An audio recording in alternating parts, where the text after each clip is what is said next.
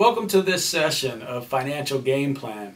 Now typically I do this session for new grads and recent hires, people who are just getting employed.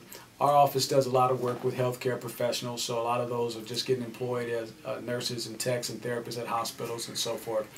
Again, Financial Game Plan is the name of this session.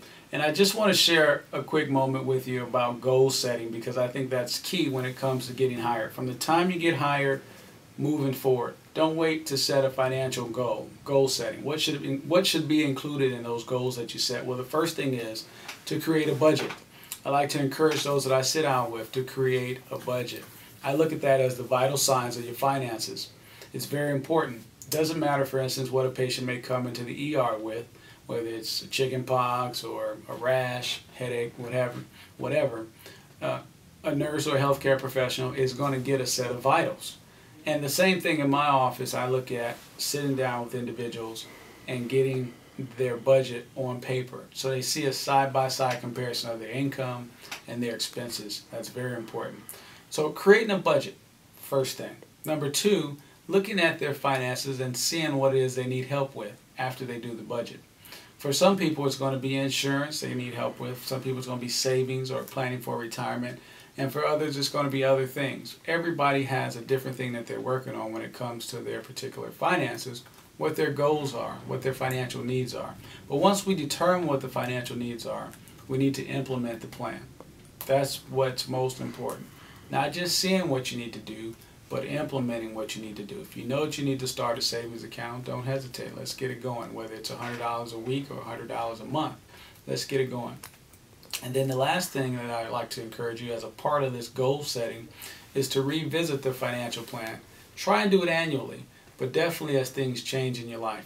Whether you move, get a second job, get married, have a child, definitely revisit the plan. So when it comes to goal setting and financial game planning, number one is to create a budget.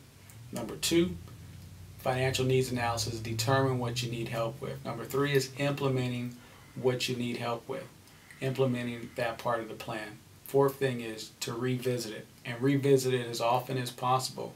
I would say at least once a year, or definitely when there's a change in your lifestyle, getting married, having a child, moving, picking up a second job, and so forth.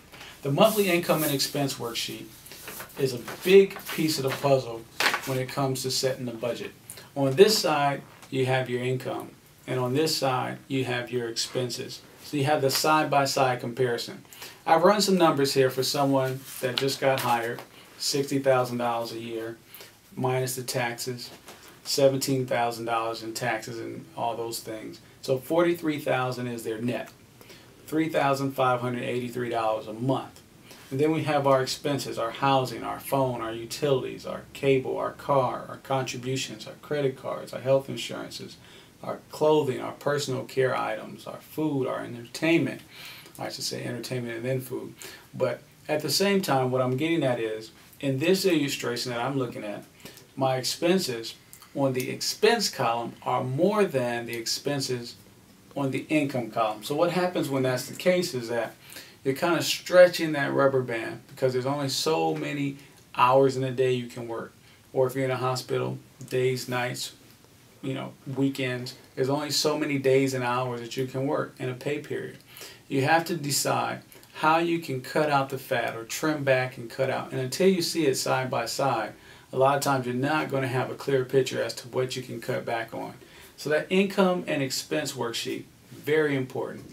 If you need a copy of that, if you like to see what your income and expenses are side by side, hope I put a few things on your mind. I'm Emil. Feel free to check out our website at www.easyxco.com. And if you have any questions, you can always call me at 310-670-3002. I'll talk to you soon.